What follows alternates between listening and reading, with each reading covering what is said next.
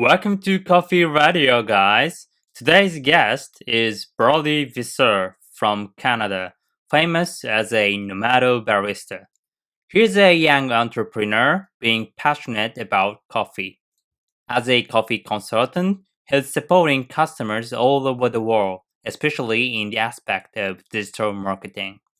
Looking at his Instagram, he appears to be easygoing, leading a stress free life, being like what Nomado is all about. But his consulting style is really straightforward and down to earth, focusing on story, putting a big impression on customers. For listeners who's had a hard time shifting offline to online or just simply approaching to customers during these crazy times, I'm pretty sure that there are a lot of takeaways from this episode. So let's dive in. Thank you very much for taking the time, Brody. It's really honor. It's my pleasure. I'm happy to be here. So I'd like to start with very beginning, and I'm really wondering how your coffee career started. When did you meet coffee the very first? Definitely. Yeah, I mean, this is a story that I like to tell many times because for me, the storytelling is very important. And for me, I always found coffee or I got into coffee or I continued with coffee or I'm passionate about the industry because of how many stories you can tell with it and how connected it is to many different things. So I'm happy to share the story of how I started with coffee. And that was actually, something we had talked about already was when I was living in China back in 2012. I had moved there. I was partly through university and I decided to take a year off. I had some friends in China from Canada and I decided to go visit them. And we were working on a few projects, but they were not coffee related projects. So when I was there, I started going to different cafes. I noticed that my friends really drank coffee a lot, and I never drank coffee. My parents drank coffee. In Canadian culture, it's very coffee dominant. But I was 21 years old. I wasn't interested in coffee. I didn't really like it, to be honest. But when I was in China, I realized that was a coffee growing region in Yunnan province. And especially where I was living in the area, there was a lot of coffee farms. So I could go to a cafe and I could order different types of coffee from different places. And for me, just seeing that on the menu was very interesting. And so sometimes I would order one and then the next time I would order the other one. And even though I probably didn't really notice the difference in flavor, and I don't think it was specialty. It definitely wasn't specialty coffee and it wasn't amazing. But this was, again, 8 years ago. So there's been a lot of development in specialty coffee, especially in China. But that was where it began for me. But then it wasn't until I moved back to Canada that I actually realized that there was a whole world of specialty coffee. And I started to meet people, friends of mine who would buy coffee, local coffee, and make it at home or go to cafes or they were baristas. And it was that moment sharing a coffee in a living room with a group of friends in a Chemex and with a local roaster and seeing the roasting bags on the shelf and like they were looking so cool and all the different coffee equipment. And I remember they brewed a very beautiful Ethiopian coffee for everyone. And I took a sip, from the Chemex. And that moment I realized, wow, this is such a different drink. This is absolutely different. It wasn't about the caffeine. It wasn't about, anything in particular. It was like, well, it was the flavor, but it was also the story. It was also the ambiance of the experience and being with friends, and also seeing how they could craft something by hand for me and right in front of me. It's not just like pouring it out of a bottle. And to me, that was like everything. Everything was so special. I thought, in this moment, I really want to know more about this industry, this product. I didn't even know what the possibilities were. But that was when it started for me. Oh, amazing. How did you start? How did you dive into the coffee industry? Yeah. It was a little by little process for sure, because I wasn't working as a barista, right? I think a lot of people start in coffee working as a barista, maybe at Starbucks or maybe at a local shop or a specialty shop. For me, I didn't have the opportunity to work as a barista because I was in school full time and I was very dedicated to my studies. And then when I wasn't studying, I was working in my field, which is urban planning. I studied urban planning, and I was working for the city, or I was working for a consulting firm. So I didn't have a moment where I could work as a barista. So it wasn't until after I graduated that I kind of realized, okay, I want to take some time and learn how to be a barista and learn about every part of the coffee supply chain, not just serving to customers. So at that moment, I moved to Spain. I moved to Barcelona, where I am now. But this was back in 2016. And I moved there because I always wanted to live here. But also at the same time, I knew that there was a developing coffee scene, especially here in Barcelona, because I had visited before. And, I realized that working as a barista here in Barcelona would give me a really good perspective on how to work as a barista, how to make coffee for people, but also allow me to learn Spanish and also allow me to discover the city and discover Europe. Europe, it's the especially in Italy, and then as it moves further north in Europe, has a very traditional coffee scene, let's say, because that's where espresso was invented, and they've developed it in a different way. So I wanted to see the traditional, and I wanted to see the new. So that's how I really started working in industry. But to answer your question about how I started doing what I do in coffee and how I really dove in was before that, slightly before that, when I graduated university in 2016, I started a blog called the nomadbarista.com. And it was all about, for me, the blog was not about visiting coffee shops and saying how beautiful their latte art was, though that's interesting as well. But for me, I was always interested um, in exploring the stories behind what's happening in coffee. So meeting people who own cafes and asking them, okay, what got you into coffee? Okay, why are you doing this? What's special about your shop? I wanted to know the story of the passion. I wanted to hear the passion behind, because a lot of people who are working in coffee, they're very passionate about it. And I wanted to understand where this was coming from. So in 2016, I started this journey on a trip that I was taking, actually, because I knew that I was going to be traveling to Vancouver, first of all, and then to Japan, and then to China and India and Indonesia. And I wanted to be able to take a project with me that would connect me automatically with people along the way. And as we're talking, you two are in Japan. I was one of my most profound moments was going to Japan and then meeting with people in the coffee industry for this project, and like talking with them and writing down the interviews basically, and taking pictures of these beautiful coffee shops all over Japan. So I started in Tokyo. I made my way down to Kyoto, Osaka, and then Fukuoka and Hiroshima. And I was able to meet with people and really really understand like their stories. And so that was the first moment that I would say that I really started diving into coffee and started working in the industry, even though it wasn't real work, but it was my passion project. So that's what helped me to learn a lot about the coffee industry as well. Amazing. We would like to dig into the part, the visit to Tokyo later. But first of all, and now in the end, you were doing kind of coffee consulting, which is actually unfamiliar to us. Can you explain a bit about what you're doing as a coffee consultant? For sure. Yeah. I mean, like I was saying, when I first moved to Barcelona was when it really started for me as a coffee professional. I was very, very new, but at least I had some experience, in journalism and also photography. So photography was something that I started, 8 years ago, working as a photographer, working in video. So I was able to develop that as part of my career. Um, but as it evolved until now, I could tell you the whole story, but every part piece of the story has a different level of evolution that brings it to the next point.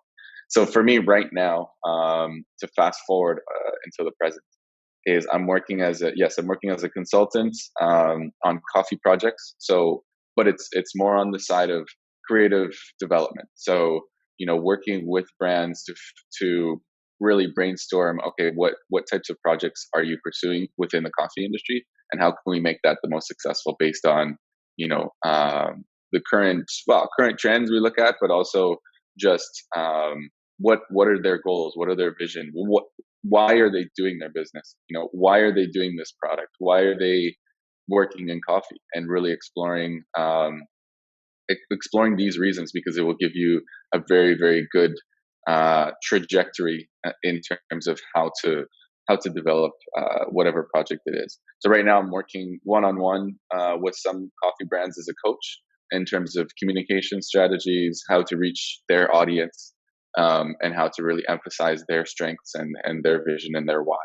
But I also work with other brands to create content, so video content, photo content, writing content, to communicate different projects that they're doing, and also, again, it comes back to focusing on the right audience, because if you just create something for yourself, if you just create something for arbitrarily, just to communicate your project, but you don't know who you're targeting or who you're focusing on, then it's very easy to get lost. It's very easy for that project or that product to get lost on the consumer, because not the right consumers are seeing it.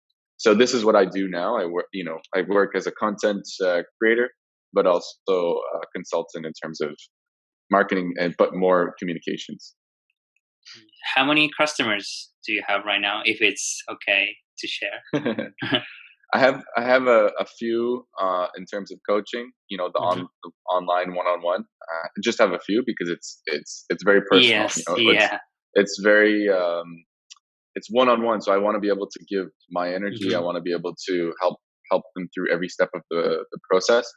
But in terms of content, also it's few, because I have to do all the content myself. So and it's not all at the same time. So I just finished a few projects with some brands. Now I move on to the next Mhm. brands, and hopefully in the future I can continue doing more of these projects, and also work with the team to create bigger projects, and maybe more if I don't have the time for it. But right now, it's still developing this side of my business. So it's a few clients. I would say a handful of clients on both Mhm. sides. Actually, I was surprised to know that Lucia Solis is your, well, used to be maybe one of your customers, and actually, I one of the patron. Yeah, Oh yeah. her what she's doing, and I'm kind of fan of. Well, And Lucia is a really good example of the type of client that I work with. So I did work with her very shortly to develop her communications strategy online on Instagram. But what I'm very inspired about what she's doing is she's operating in a very specific niche, coffee processing consultant, and she's also very intelligent and very has a lot of experience. So for me, it's really cool to know that I can work with someone who's like a consultant or a specialist in processing and working with farmers, as well as working with, I can also work with cafes, to develop their communication strategy. Or I can work with, here's another one which we'll talk about probably in a little bit, is iFinca, is an app that uses blockchain technology to show consumers where their coffee is coming from and how much was paid to the farmer. So for me, this is really exciting to work not with only the typical professionals in the coffee industry, but how it expands to different areas of the industry. so, to be simple, what you're doing is kind of related to like digital marketing, right? And coronavirus, it's such a crazy times. Well, people can realize, how much it's important for them to deepen the understanding of what they can leverage digital marketing doing their business. So we're pretty sure that US and Canada is kind of like forefront of that kind of trend. Can you briefly share like how it's developed and how important it is right now? For sure. Yeah, that was something that has been developing obviously over the last few years. And then there's been companies. So going back to Canada, Shopify is a company that's Mhm. that's based in Canada, and I've actually worked with them not on the coffee side and not on the shopping side, but as a photographer. So I've supplied, I got very close with Shopify through taking photos for their stock photo website. But through that process, I was learning a lot about, online sales and online e-commerce, and I realized over time how relevant that is also to the coffee industry. And so I think over the last few years, there hasn't been as much of a push for coffee businesses to get online and to have an online shop, especially if you're a cafe. Most of your sales are done in person, right? And as a roaster, more of your sales are done online, or more of your communications are with maybe coffee shops, but also sometimes with the consumer. So this year in 2020, especially right after COVID, changed a lot of things, and put people into confinement in some places, or put people into lockdown. At least in terms of quarantine, a lot of coffee businesses had to pivot very, very quickly. And so there was a lot of businesses who maybe over the last few years they hadn't really felt the absolute need to get online, or even if they should have gotten online, they didn't do it because there wasn't a push. They were used to doing what they've always done, and that was working for them. But in speaking with a few different coffee roasters, especially earlier this year, as I was in quarantine and I was developing different parts of my business, I realized a trend was a lot of coffee roasters and even cafes and even importers and farmers. Everyone wanted to get online, and even talking to some cafes here in Barcelona, I recognized that, or some roasters, they all got online either just before the quarantine or just after. They finally launched their website. They finally put their coffees on the website, and that was actually something that carried them through the quarantine. That carried their business through, and it helped them survive. Because if they didn't have those online sales, then it would have been a lot more difficult to pass through this pandemic. And obviously, we're still in it, and we're still adapting, we're still evolving. But that was one thing that I recognized this year, talking with people from Canada and the U.S., but also here in Europe, was getting online was crucial. Hmm. Yeah, pretty sure you've seen a lot of success stories and failures as well. And what are actually the differences? What are the tips? If some coffee companies get on the bandwagon of that.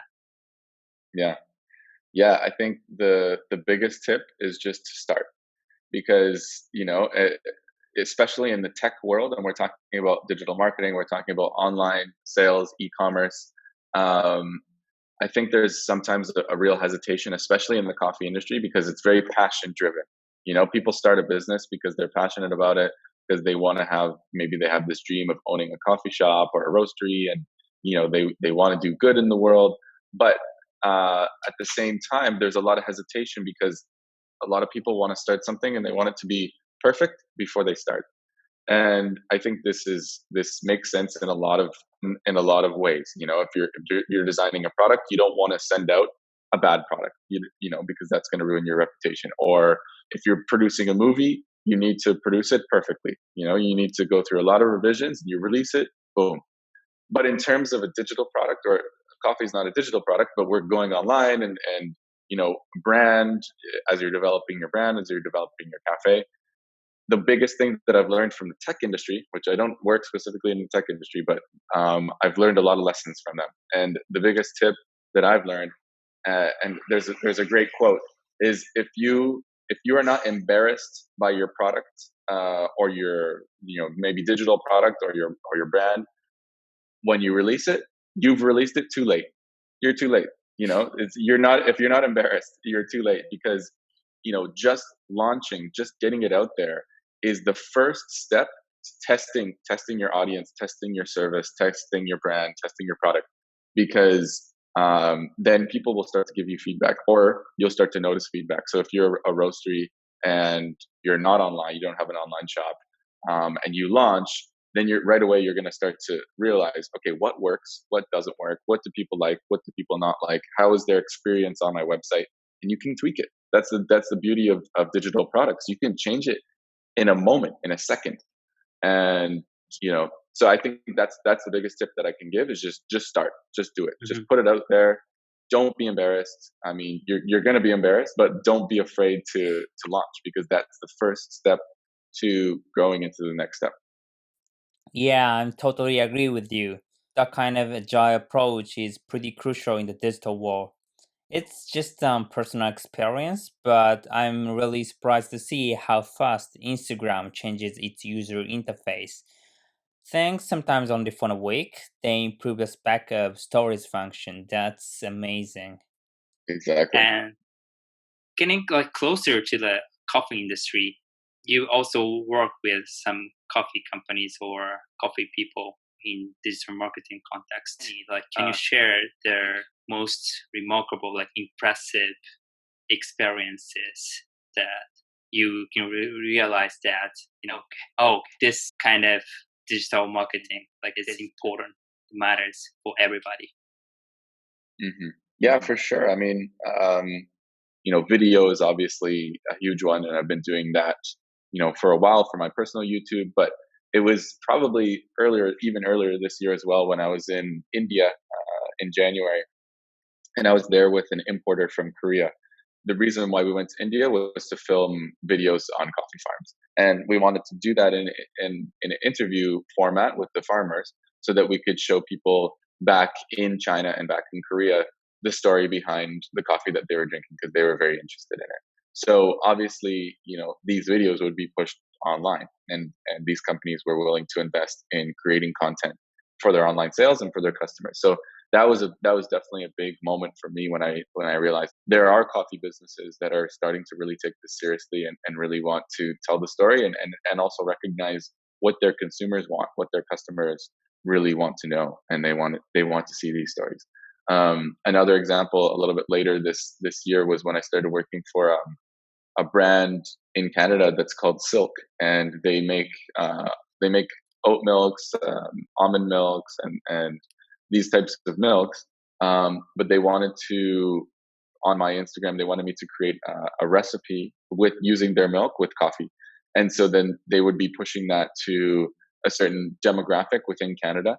It wasn't so much that I love drinking coffee with milk, or like you wanted to show anything specific. It was, for me, it was an opportunity for me to demonstrate, or at least to reveal parts of the specialty coffee industry to a greater consumer, because the milk company was not specialized in specialty coffee necessarily, but I knew that they were going to push it out to their demographic, and a lot of people could have a taste of what it means to actually brew specialty coffee. I didn't talk too much about the whole process because it was only a minute video, but I was able to recognize, okay, these bigger companies are willing to put, their investment into creating interesting content that really will connect with their audience. So they boosted it on Instagram and on Facebook, and it got like 800,000 people across Canada to see the video. So for me, it was really cool to see how these brands are pushing content, but creative content. It's not just about ads. It's not just about buy this great milk because it's better than the other milks. No, they want to show stories. They want to show how it can be used. And if you connect with that, if you connect with that lifestyle, or with that story, then you're going to be a great customer. If not, maybe you're going to connect with a different product, and that's okay, right? So that's what I've learned about digital marketing recently in coffee. This question is kind of straightforward, but digital marketing as a business should be customer oriented. As such, I guess, sometimes disregarding farmers' situation 10,000 kilometers away from consuming countries.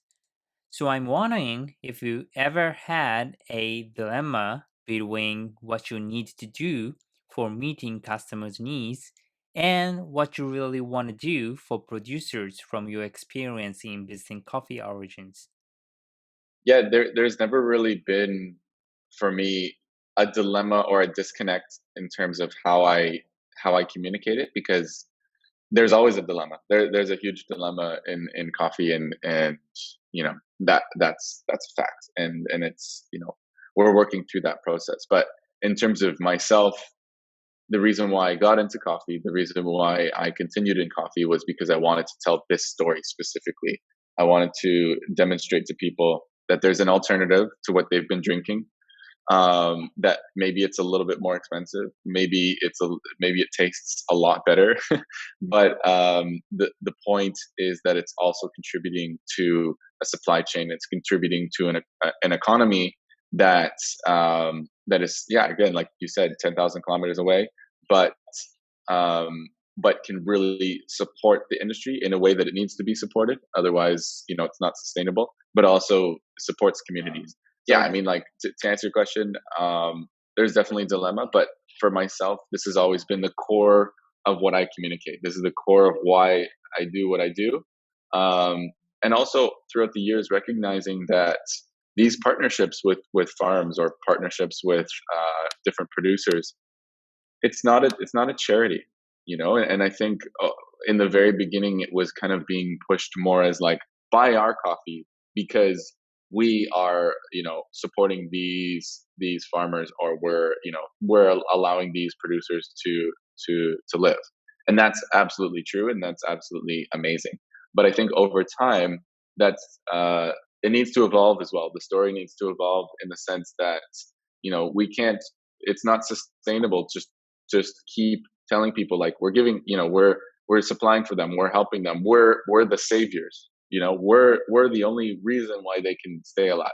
And I don't think, obviously not everyone is communicating it exactly like that, but in some ways it seems like that, right?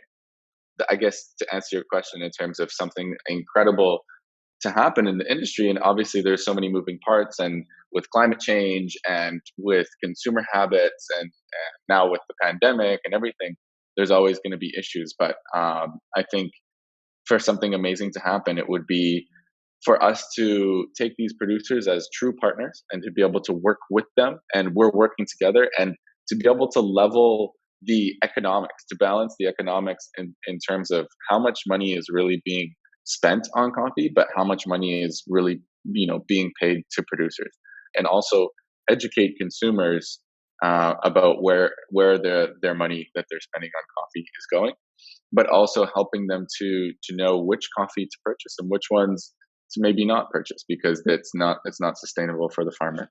And so obviously it's not that easy to just say like snap your fingers and something's changed. But I think, yeah, with technology, with apps, with transparency, with traceability, but also communication, just being honest and being like, these farmers, that they're really making an amazing product, but they're just not being paid enough for it to produce this product. They're actually being paid lower than the cost of production. So let's work more directly. Yeah, for more people to just understand that supply chain and where their spending is making an impact. I think that's heading in the right direction. Yeah, I love it. I love your mindset. I agree with you. Consumer discourse is really important. Well, this is kind of crazy question compared to your down to earth approach. Do you have any idea in your mind of inventive tools that could be a lifesaver for farmers, importers, coffee roasters, or anybody in the coffee industry? That's a very good question. I think, yeah, in terms of inventive tools, some of the ones that I've been seeing developed now are starting to head in that direction too. Like I mentioned earlier, iThinka is one of my clients.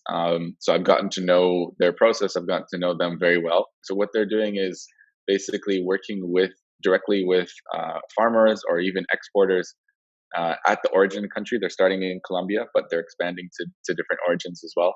And what they do is they have an app. They have a whole interface where producers can come onto the app and they can record everything. And so everything's being recorded by a third party. So it's not just, the roaster can come onto the app too, but if the roaster puts on their website, yes, we're paying a fair price to farmers. Okay, what does that mean? And the roaster can say anything that they want, but by having a third party to verify these transactions all through blockchain technology and all through the application and the website, we can verify that, okay, yeah, it went from the roaster.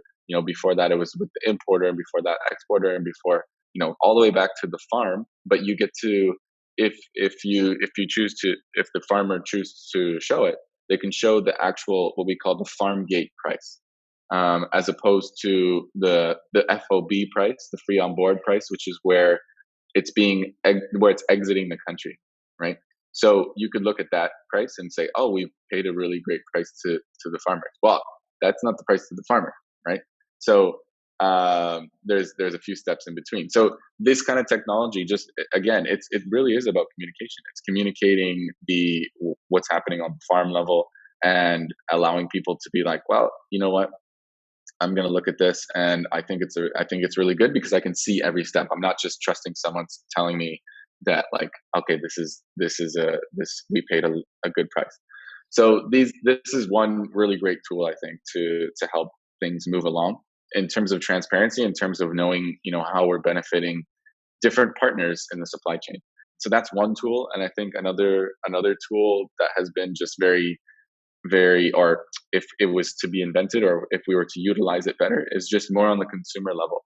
Because all of the coffee industry, all of the supply chain, it doesn't matter at all if we don't sell coffee. If people are not, it's not about making people drink more coffee, but it's, if we don't focus on the end consumer and have them make better purchasing decisions, then none of the other stuff matters. The producers can make the best coffee in the world, sell it for a great price, but who are they selling to? It has to be consumed. So, but on the other side, a tool would be just a way to communicate to consumers. This is a great coffee. Let's drink this coffee. Let's go together and have a coffee. Like, being able to promote. I'm not saying everyone should drink more coffee. And I'm not saying people who don't drink coffee should drink coffee, but it's about being able to communicate. Why are you drinking this coffee? Let's go to this place. Let's have a really great coffee together. And also, this just creates, or it helps develop community, helps develop people's interactions, it helps develop creativity. There's a lot of amazing business ideas that came up over just sharing a coffee together. But also just like being in a beautiful space, and having the local community, the locals, the city, the urban environment. It goes back to my urban planning education, is just like bringing people together in a city, in a coffee shop. So in terms of an actual tool, I think one is already being utilized, and that is Instagram.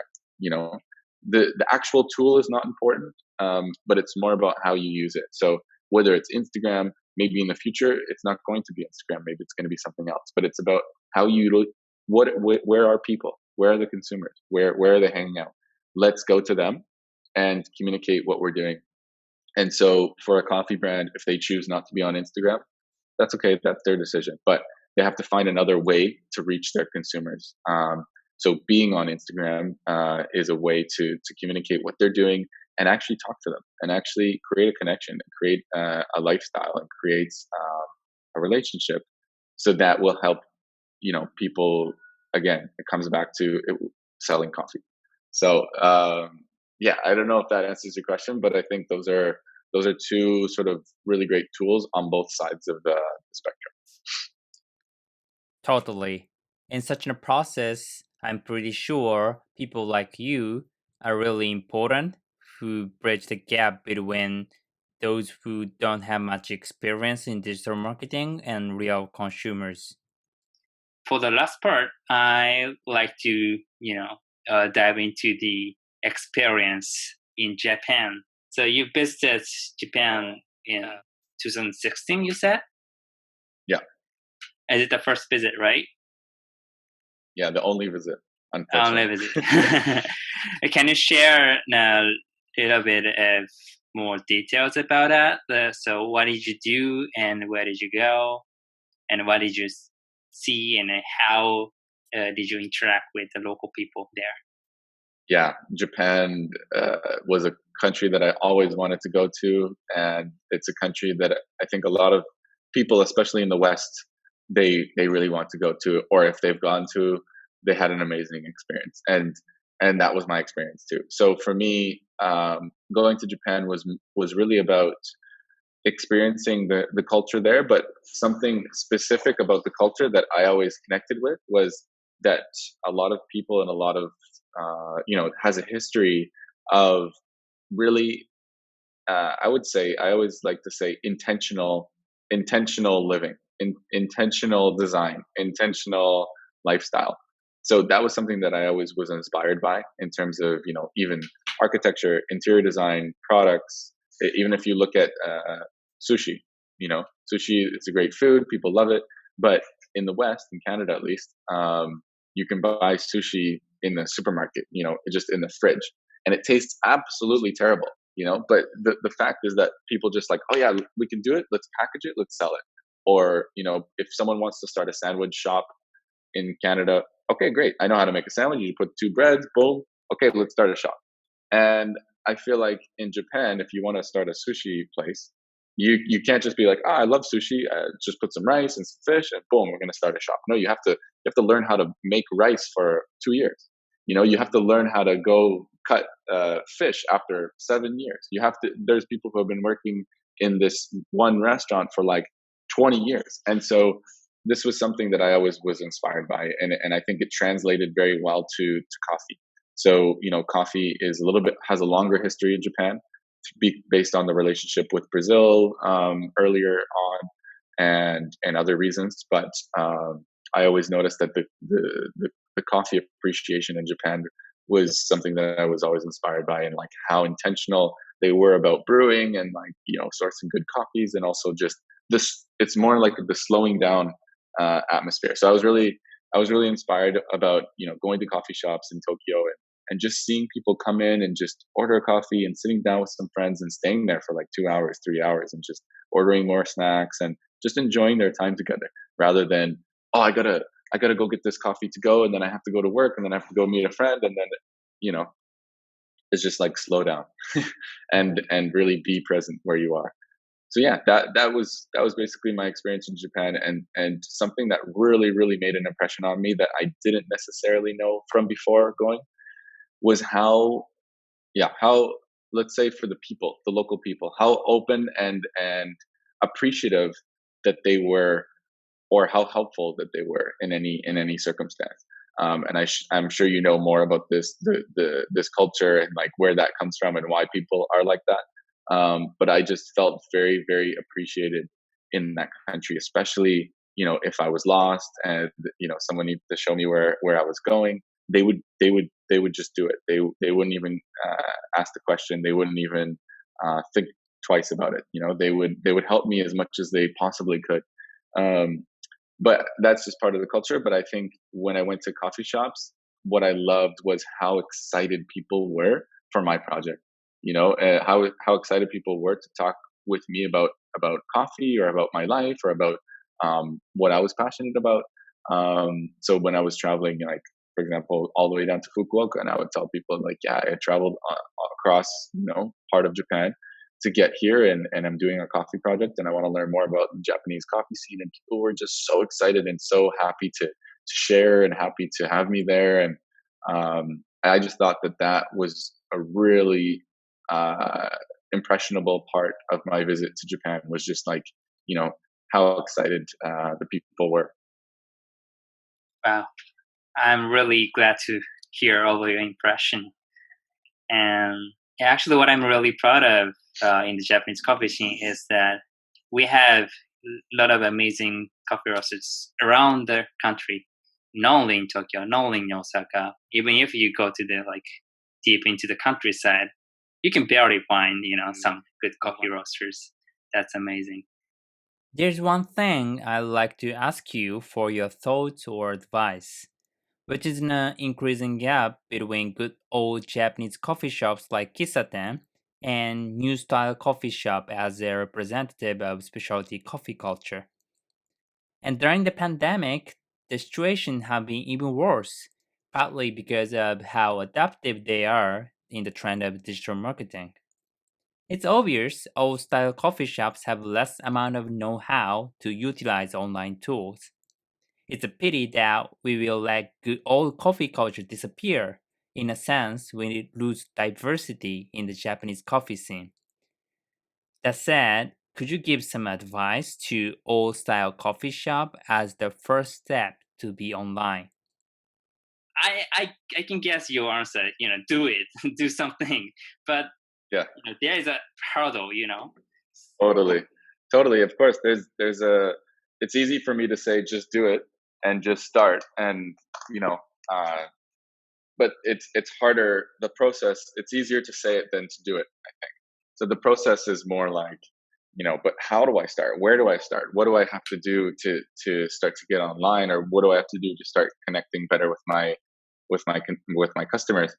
And yeah, word of advice, I guess, would be don't be afraid to ask for help, right? So that's easy for me to say as a consultant because I help people, but at the same time, it doesn't have to be me.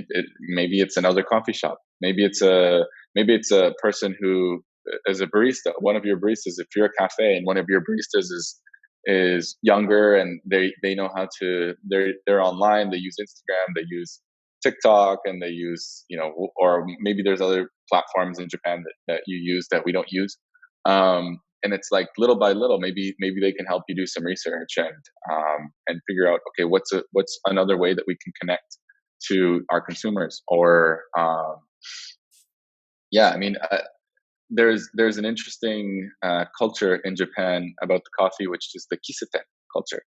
And I don't know, when I was in Japan, I didn't really find many kissetens because I think they're like a little bit hidden, they're a little bit more secret.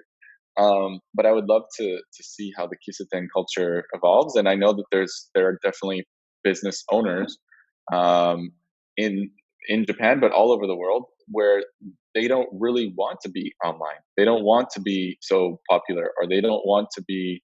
Uh, they want to be a little bit more. You can almost call it like a speakeasy, speakeasy bar or a speakeasy cafe.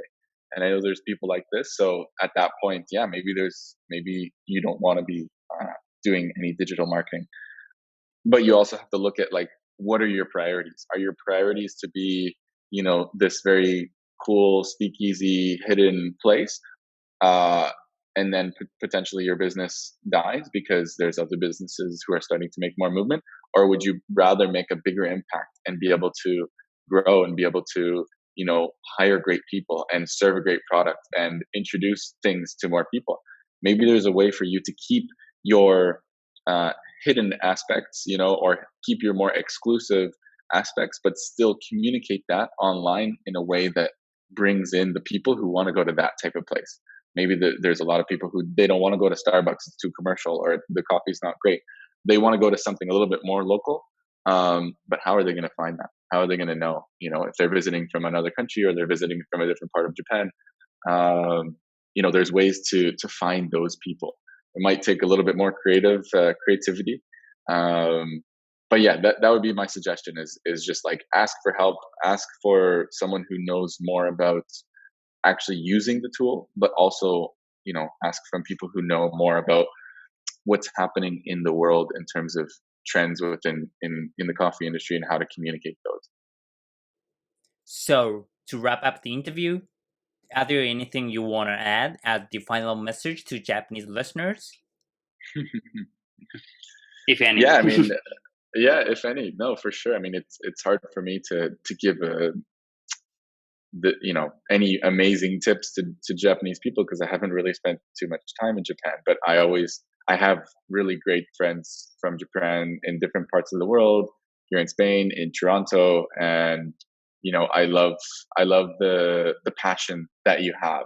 I think that's something that I've always noticed about, especially Japanese people who travel. It's just like they're very excited, they're very passionate about what they do, and they're passionate about learning. So yeah, I would just encourage you to keep doing that, keep learning, keep if it means traveling, travel, and but if it means staying in Japan and trying something new. I think this is something that, at least in my experience with being in Japan or also having Japanese friends, is there's a little bit of shyness. There's a little bit of hesitation in terms of well, maybe even putting your face out online. And I'm not saying that you have to, but it's something that I see like Japanese people being a little bit more private, and that's just an observation. I don't think it's a bad thing or a good thing, but I think there's a lot that if that's one tip is like, it doesn't mean that you don't have to be private, but maybe just go out there and experience a different culture, or experience a different different people that are maybe not within your friends group, or experience a different activity, or like a different, maybe it means traveling and staying in a different place. I met many people in Japan who went and lived in Melbourne for like 4 years, and they fell in love with coffee, and then they came back to Japan and they started an amazing business, and they learned English in the process. So yeah, that would, I guess, be my main tip, is just keep being passionate, keep being excited, keep learning, but try something new, and meet someone new. Very impressive, even for me, But I'm pretty sure like what nomad life is all about, I think. For sure. Exactly. Thank you very much for giving us a lot of deep insights. Well, thank you for having me on here, and I love to share what I know. I don't know everything, but what I can, my experiences, I'm happy to talk about them. Yeah, I haven't met you, in person, but I'm really thankful to you for, bringing this kind of like coffee connection. Thank you Amazing. very much. Thank you, Keisuke, and thank you, Tatsumi. I hope we can hang out in the future in person. For sure. Please come to Spain. Yeah, Barcelona. I love it. Cool.